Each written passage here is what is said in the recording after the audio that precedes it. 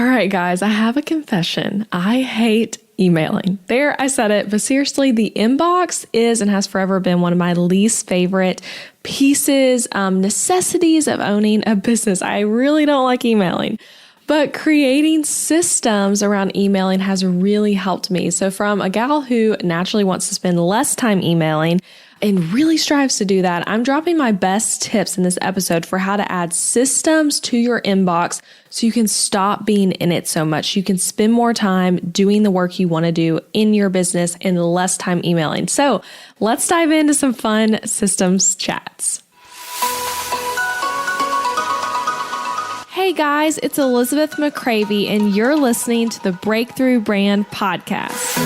Each week, I'll bring you workshop-style trainings that teach you how to stand out online, design success from the inside out, and create a breakthrough business. It's time to turn viewers into raving fans and design the business and life of your dreams. I'm so excited you're here.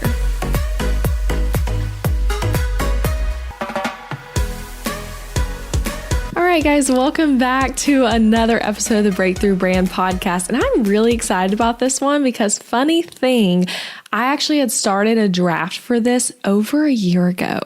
And I was like thinking, what do I want to talk about this week? And I, pulled out, I have all these like started drafts of like episodes I thought about doing, but then didn't. And this was one of them. And I had barely anything yet. So most of this is fresh ideas, but this is something that, again, like over a year, stuff I've been doing and something I think will really help you guys. So like I said in the intro, I hate emailing. I would rather work on other things besides navigating a giant overflowing inbox. But as you know, as I know, emailing is such a vital part of running a business. It's like truly a necessity. It's how we communicate with customers. It's how we communicate with potential customers. It's how I get podcast guests. It's how I receive all the annoying spam mail I get. That's something I could live without.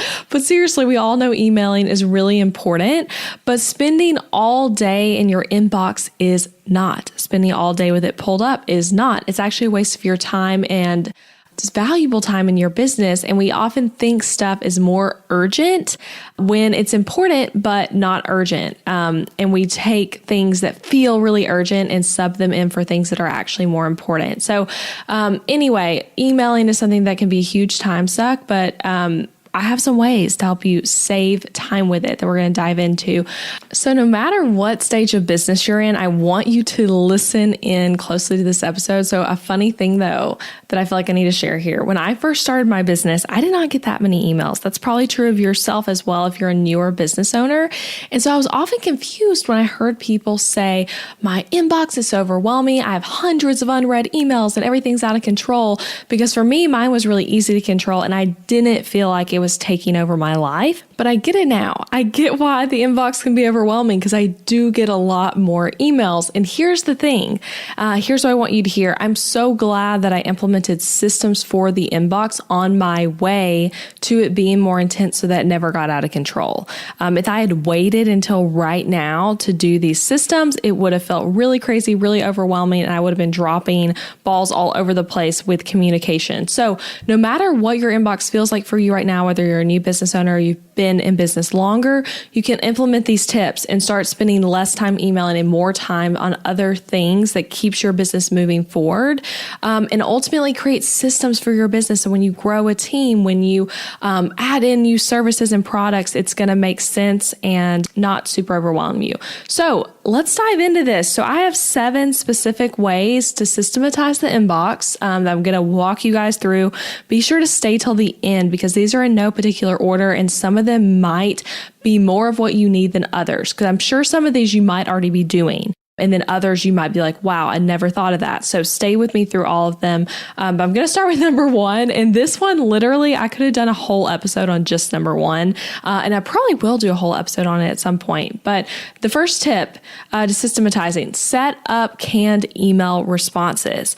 So there is literally no reason why you shouldn't have some canned emails set up for your business. I don't care if you've been in business 1 year. I don't care if you have the most simple service ever. It doesn't matter. If you've been in business any amount of time, there are responses that you are sending more than once, and having a great starting point each time will save you hours over the course of your business, if not like days when we're thinking really long term. So it's no use to anyone to type out a brand new reply every time you get the same question. Okay. By doing this, you get lazy each time probably, and the answer gets worse because you feel like you just answered this, but now you're typing it again when you could have had a starting point called a canned email to work with. And if you're like, wait, what's a canned email, Elizabeth? To kind of specify this, basically, I mean a templated message that you're saving somewhere. I'm going to get into where you could save it as a like copy and paste thing you can copy into your email provider.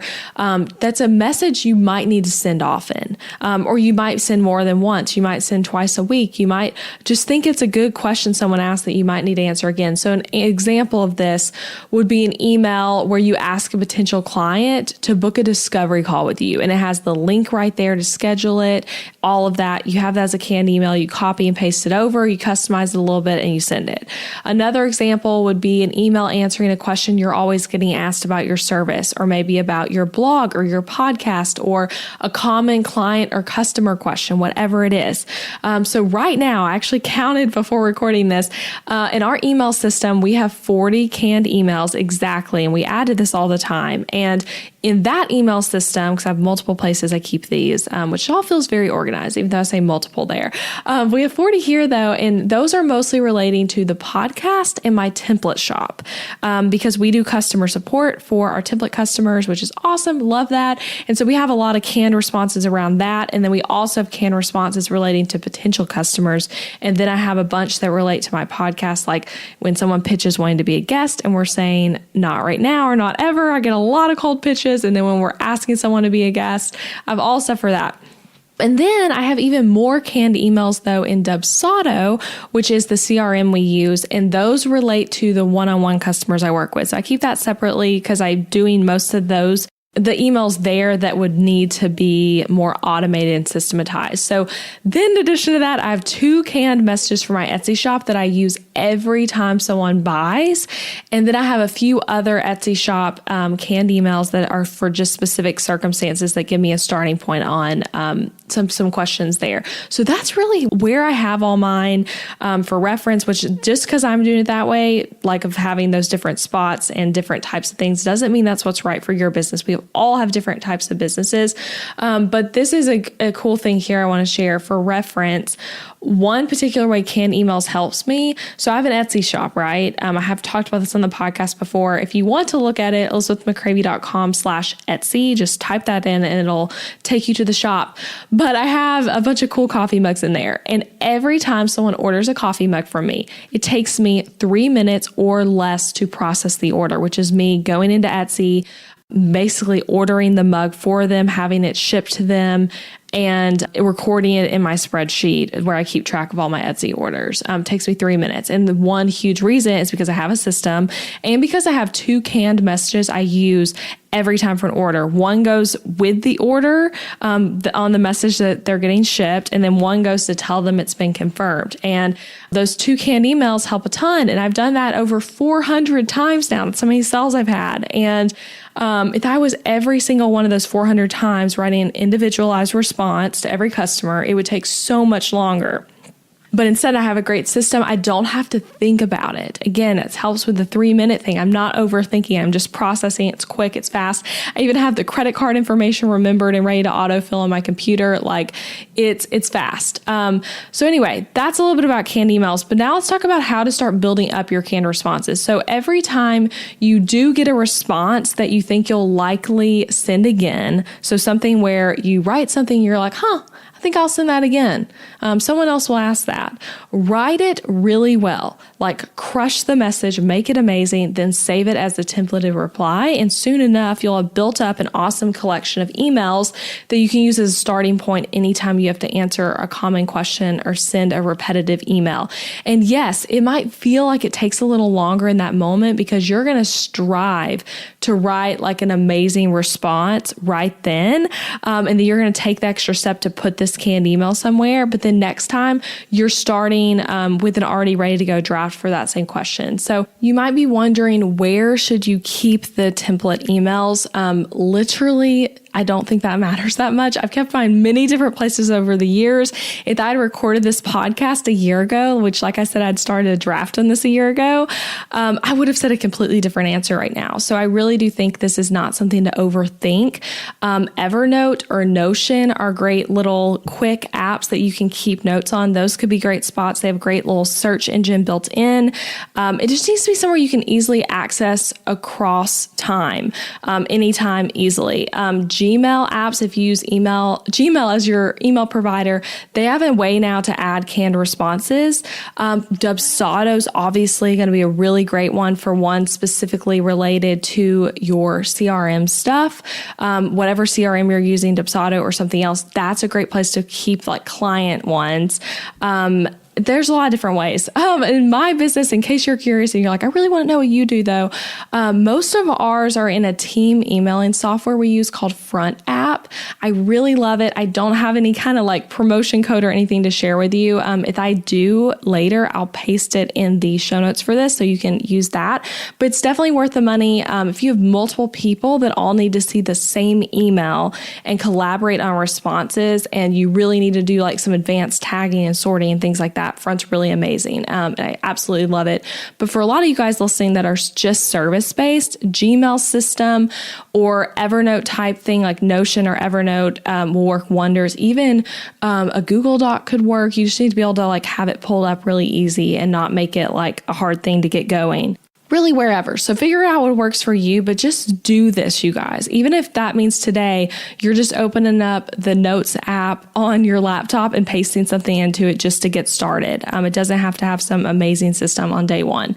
And another thing I want to add on this one before we move on to the second thing, if you worry that a canned email isn't personal enough, if you're like, Elizabeth, I hear you, that sounds great, but it's not personal enough. I'm super personal in my business. Okay, please do not think that. If it doesn't feel personal when it's sent, you can still customize it each time with their name and anything specific to their situation. That does not feel impersonal at all. And it will save you time. It'll help you write better emails because you aren't reinventing the wheel. And I actually believe in some ways that canned emails are more personable because I'm giving each customer, each client that has that question, the same amazing experience. It helps you systematize your experience and give everyone the same thing, regardless of how sharp your mind is on answering that question that day or how quick you're responding, all of that kind of stuff. So please don't let the idea of it being impersonal stop you from doing this. And again, that's just me doing a fast overview of canned emails. I will probably do a full episode on that at some point, so stay tuned for that. Okay, let's move on though to the second way. So the second way to systematize your inbox. This one might seem obvious, and I want you, if you think it seems too obvious, keep listening to me. I'm going to make this one short, but archive emails once they've been dealt with. Okay, you might already be doing this, but you also might not be. And again, I'm going to talk about this one quickly because it feels so obvious to me, but I think so many people don't do this. And I've actually had over the years, multiple people I've worked with as clients of mine, whether in coaching or in design, where I've gotten to see their inbox open for whatever reason. I've been like, wow, they don't do this. And it's so overwhelming. It stresses me out because I like a clean inbox. So when we talk about the concept of inbox zero, okay, we hear people say that got my inbox to zero on Friday or whatever. In my definition of that, it does not mean you have zero unread emails. It means that when you open your email software, there are literally no emails in it. And it'll say something really sweet like, yay, no emails, you cleared your inbox. Or sometimes I feel like Gmail has a little message about it, but that's what inbox zero means to me. And it's not because you've deleted all your emails after you respond or anything like that. It's because you archive the message after it's been dealt with, okay? So once the person replies, it'll come back into your inbox again, and you'll deal with it again, and you'll archive it again and go back and forth until eventually it just stays archived because the conversation has ended. And if you ever need to find the email again, you use the search capability in your inbox and search for it, and you can find it. So just like with our physical mailboxes that we have outside of our houses, you do not leave every single piece of mail out on your kitchen table all the time. You throw away, aka like deleting some of it, some of the junk mail you get or the stuff you don't need, you delete it, and you keep some of it and handle some of the ones you need. And then only the stuff that gets left on the table is stuff you have something you still need to do with it. The other stuff has been put where it needs to go, or it's been responded to in whatever way that means. Okay. Your email is the same way. We do not want to leave everything out all the time. So archive stuff after you've handled it, and your inbox will feel so much cleaner and easier to manage if you're only seeing, and they might be read already, like they're going to be opened, but you're only seeing when you open the inbox the messages that you have to do some work on, that you need to respond to. And I want to say too, if you're like, I don't even know what archiving is, literally no matter what email software you use, archiving is a setting in it. So when you are viewing an email that you have open and you're like, okay, I'm done with this, and you're normally just clicking out and it's like marked as read, and so you're good, there should be a button somewhere at the top, somewhere that looks like a little, kind of like a file cabinet. That's what it looks like in my email software. But you click that and it's going to be archived, and you're not deleting it. Archiving is different than deleting. I think that's something people don't realize, is they think archiving is the same thing, but it's not. So archive stuff, keep your inbox cleaner. Okay, the third tip: keep promotional mail and personal mail separate from your business mail. Okay, so again, you likely get all kinds of emails. You get like Bath and Body Works, there are candles and soap are on sale type emails. You get the emails where every single person in your extended family clicks reply all every time an email is sent. I get a lot of those. Then you get like actual client emails. You get emails about your blog. You get a lot of spam probably too. All of those things should ideally not be in the same inbox. And if they are, you should be automatically filtering things so that it's all sorted automatically. And again, this is an easy system you can implement. It's going to take a bit of time, like maybe 30 minutes, maybe. But once you have it done, it's on autopilot and it's already managed. So there's a few different ways you can do this.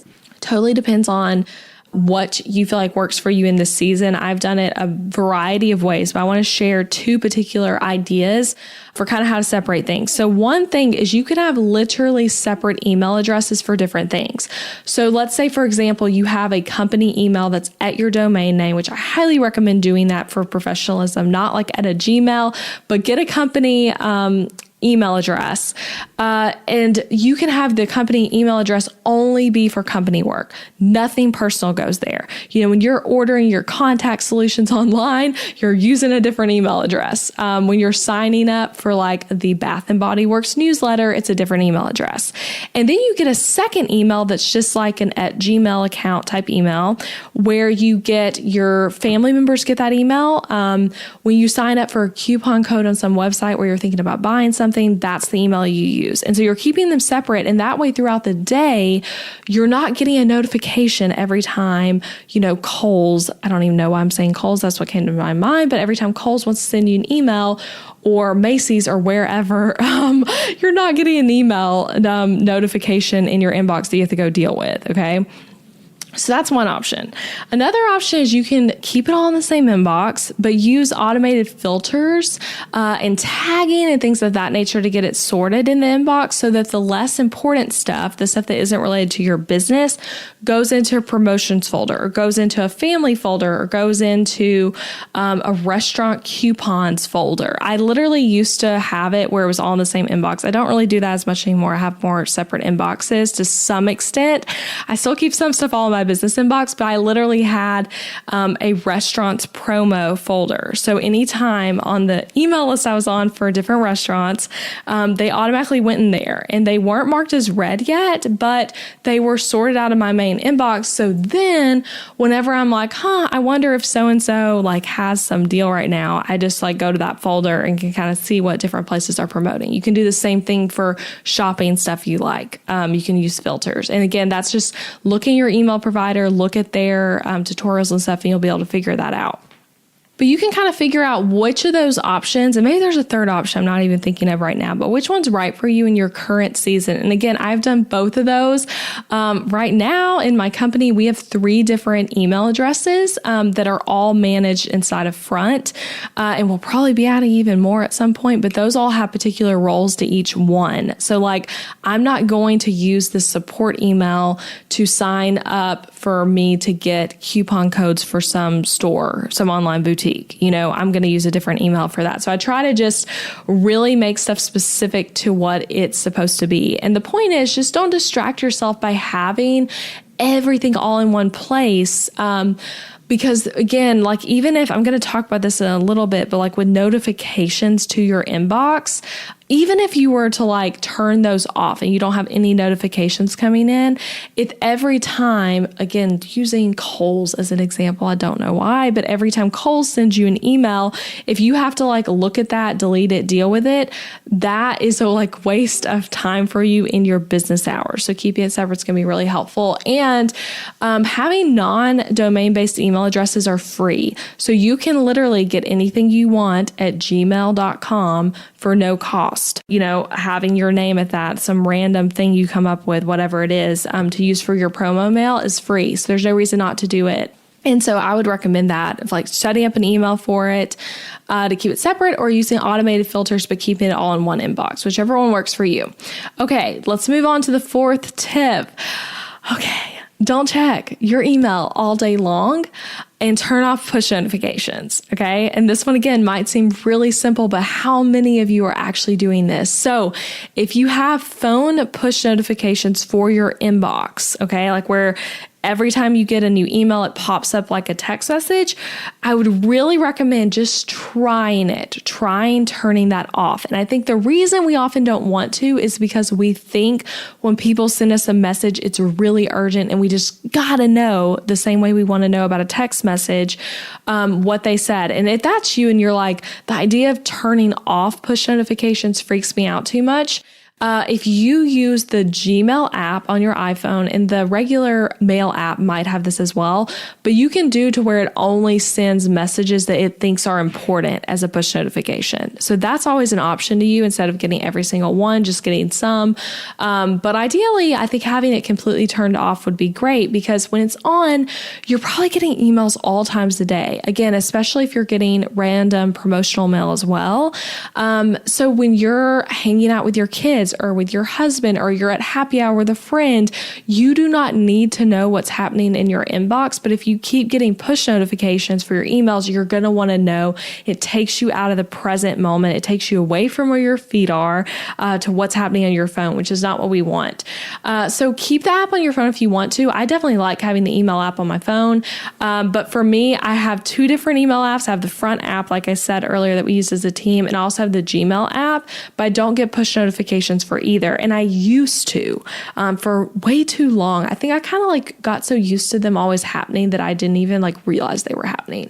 But it was really distracting, because I would get a support message for my template shop at say like 10 p.m. and I'd be hanging out with my husband, Adam, and I'd want to reply when that's not what's best for me or for the customer. What's best for both of us is for me to set a boundary and wait until I'm working the next day and respond, because typically those messages were never urgent. It's just that's when the person was working on their website, or maybe they're on a different time zone, and that's when they send a question. Another reason you might be like, but I really want push notifications. This was one that was big for me. I want to know when I made a sale, because that's the kind of email that's really fun to see.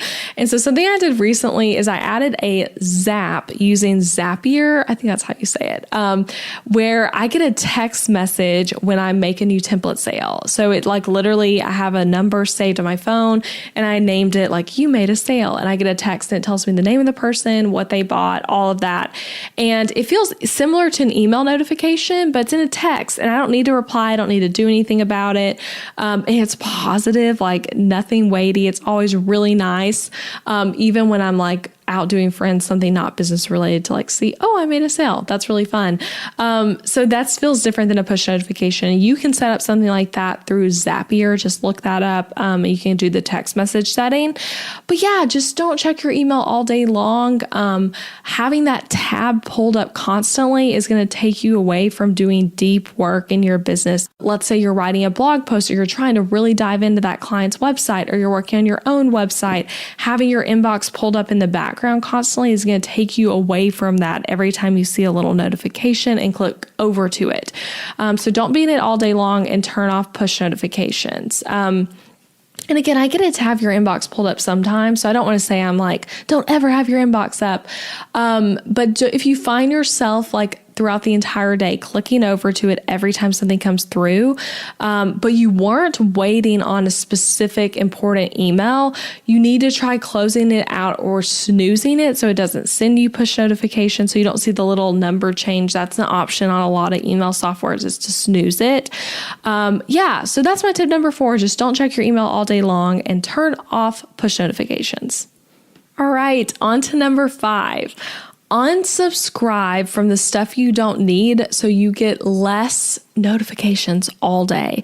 And again, I just talked about not checking your email all day, but even if you're in your designated email time, but you're getting tons of emails that you're just are completely irrelevant to your life at this point, you don't need to get them. So Unroll Me, it's spelled like it sounds. I think it's unroll.me is the website. I'll put it in the show notes, but that's an amazing site where you can log into your email address and it tells you what all you're subscribed to, like what email list you're on. Might be some that never email you or might be ones you're constantly getting and just deleting. I highly recommend doing this. And within their platform, you can actually click and unsubscribe to the ones that you're already deleting anyway. And you're like, I'm not even reading these. You can go ahead and make it to where they're just not in your inbox. It's all in one place and really easy to manage. Another option to kind of get your inbox cleaned up in addition to Unroll Me or as a separate thing, you can make a conscious effort for say a week, maybe the week you listen to this episode, to every time you get an email you don't want, take the extra effort and unsubscribe, because you're probably opening it and deleting it, or maybe you're deleting it without even opening it. Just take the extra step and unsubscribe, or actually open it and see like, do I actually want to get this person's mail? And if so, try to sort it somewhere like we talked about before. But doing this will naturally reduce your inbox time because you're not clicking into the distractions all day. So when we're constantly getting push notifications, whether it's like what I was saying of like the little one on your inbox app saying you got another email, or if it's a push notification to your phone, even if you're like deleting it immediately, like you're not engaging with it, it's still a distraction, it's still time wasted, and it's still a messy system, because over the course of your life, you're going to get on even more email subscription lists, and you're going to need to do this regularly. So that's number 5, you guys. Just unsubscribe from all the stuff, and using Unroll Me is a great key there. All right, I got 2 more tips for you guys. So number 6, keyboard shortcuts. Okay, this one is huge for easy link sharing and helps you. In addition to this, I would say you need to know your links, and I'm going to explain. So if you've listened to this podcast for a little bit, you've probably heard me talk about this many times. I've also talked about it on Instagram, but the idea of setting up keyboard shortcuts. So this takes a few minutes, but it will save you so much time over the course of your life and your business, all the things. So if you use Apple products specifically, you can create a keyboard shortcut from your iPhone to where you type in a shorthand and then you press the space bar after you type it in, and it changes to a longer thing that you have it set for. Okay. So whenever I'm on my iPhone, my iPad, my laptop, whatever, if I type in one of these shortcodes, it changes to being the longer thing. So as an example, one that I use that I'd highly recommend you doing in your own business, if I type in EMC, which is the shorthand in my mind for my website URL, and I press the space bar, it's going to auto expand to elizabethmccravy.com, and it's going to have the HTTPS:// before it, and then another slash at the end. And then since I know all my URLs, I have them memorized for my website. And again, it's easy to remember, like my shop is /shop. Like I know things like that. So since I know, whenever I type in the URL and then whatever that ending thing is, I have the link. And without this, every time someone needs to link to something, you're having to go look up the link to copy and paste it. Or even if you do know the link, like maybe you're like me and you're like, yeah, I know my links I have to share often. You're having to slowly type it in again. And that takes a lot of time. It might not feel like a lot of time. It might feel more like 10 seconds. But if you're doing, let's say 50 emails a day where you're having to type a link every time or multiple links every time, that adds up to a lot of wasted time. And again, it feels small, but it saves time. And I also think it saves sanity because I do this so much of typing links. And if I was typing it all out completely every time, it would feel like it takes forever. So yeah, knowing your links is really helpful with that too. Just remembering your links, knowing them. And if you have really long URLs, that's what I mean when I say links. If your URLs are really long and you're like, I can't remember that easily at all because it's too long. If you are a Show It user, there is a plugin on WordPress, because remember, you're using WordPress for your blogging, so you're really using the two together.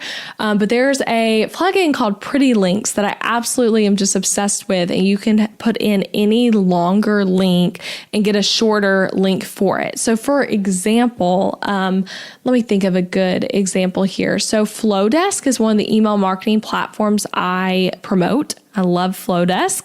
And so for me, if you were to type in to your browser, elizabethmccravy.com/Flowdesk, it's going to change that to my affiliate link for Flowdesk. And so now when someone emails me and says, hey, Elizabeth, I bought one of your templates. What email software do you recommend I use? If I just type in EMC, enter, and then do a backspace and type out the words Flowdesk, it's going to automatically, that's going to send them to the link with my Flowdesk 50% off discount. Okay. And so I don't have to be like, oh man, that's some really long affiliate link. Let me go look it up. I have that set in Pretty Links, and I'm using the shorthands with that to make it just all set up really well. So if you're like, wait, how do I do this? How do I do the short links? I'll put instructions for it in the blog post that goes along with this episode. So if you go to elizabethmccravy.com/79, it'll take you to the blog post, and I use Pretty Links to make that link. But that's how you do that. And then also early on my podcast, episode 11 and 12, I'm sharing technology hacks to help save you time. And I talk about both those softwares in more detail. So if you're like, I want more of that, go to episodes 11 and 12, really a ways back. But those are still they're old ones, but very much favorites on the podcast. Okay. So that was number 6, keyboard shortcuts and figure out how to know your links. Okay. The last tip. I hope you guys are loving these to systematize your inbox. Okay, the last one though, use away messages and autoresponders. So this takes the pressure off you to be in your inbox 24/7 while also crafting a really great experience for your clients and potential clients. So for example, if you are like me and you have a chat box on your website where people can live chat with you, put up an autoresponder to where if you don't respond within, say, a minute because you're not actually online, they get a message back saying that you're not online and telling them like a next step to do. With your contact form, you guys have heard me talk about this in my podcast many times. You want to have an automated email that sends out right after someone fills out the form telling them, hey, your email was received and any steps to do in the meantime. And again, I talk about this extensively, in so many episodes. Let me look up which one. So in episode 71 is a great one to listen to. It's about how to stay top of mind to potential clients. I talk about that extensively of how to set up this autoresponder email really well, exactly what to say, all of that kind of stuff. So listen to that, episode 71, if you want more guidance. But yeah, you want to have an email there. You can also do an autoresponder that's on your main inbox the majority of the time. I don't do this right now personally. It's something we might implement, but I know a lot of people who do it, and I think it's awesome. And basically what that looks like is every time someone sends you an email, they get an email back immediately. And you could probably set it to where it's like only people that are outside of your main contact list or something like that. And you have that autoresponder on all the time, and then you turn it off when you're having your inbox time, which is another tip I'd give that isn't even on this list, but having designated time where you're working in your inbox instead throughout the whole day.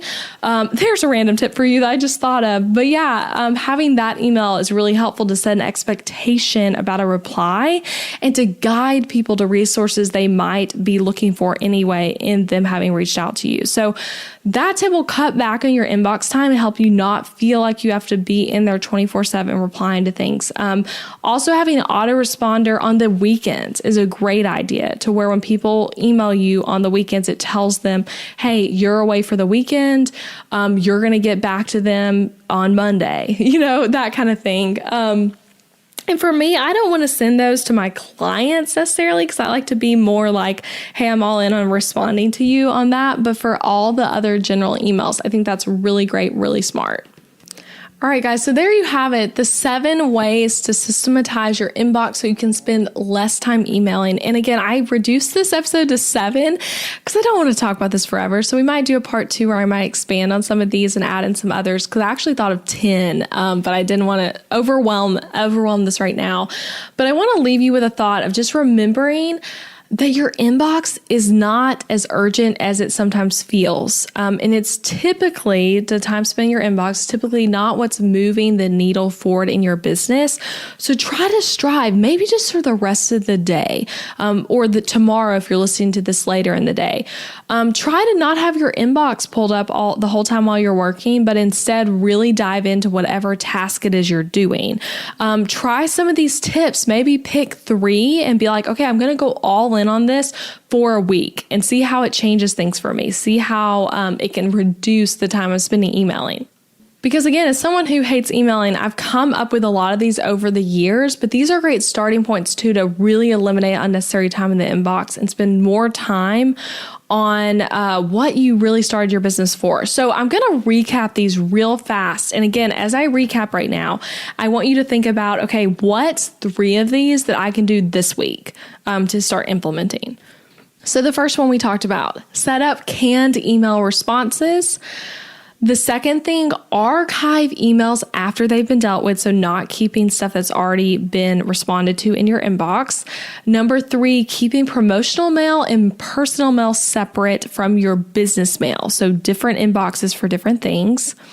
Number 4, don't check your email all day long and turn off push notifications. So really focusing on having designated inbox time versus constantly in your inbox.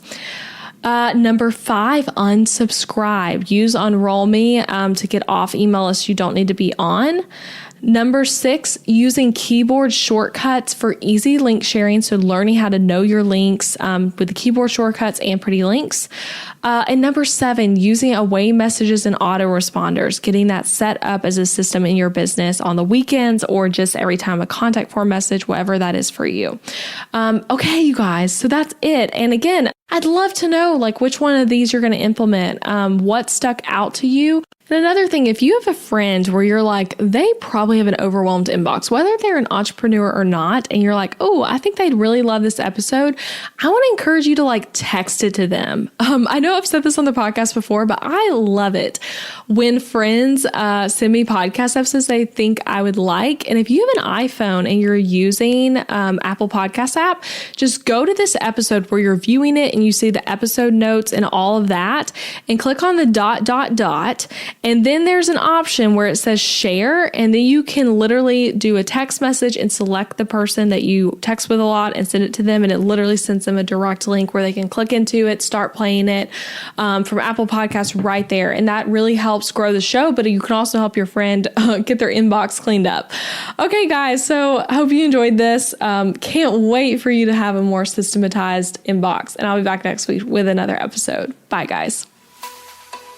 Thank you so much for listening to this podcast, friend. I appreciate you being here. Hey, I want to tell you, if you've enjoyed this episode, then I really want to encourage you to check out my website, where you'll find tons of resources to help you grow a profitable and sustainable business. Over on elizabethmccravy.com, you'll find find a lot of great things, some of which I want to tell you about right now.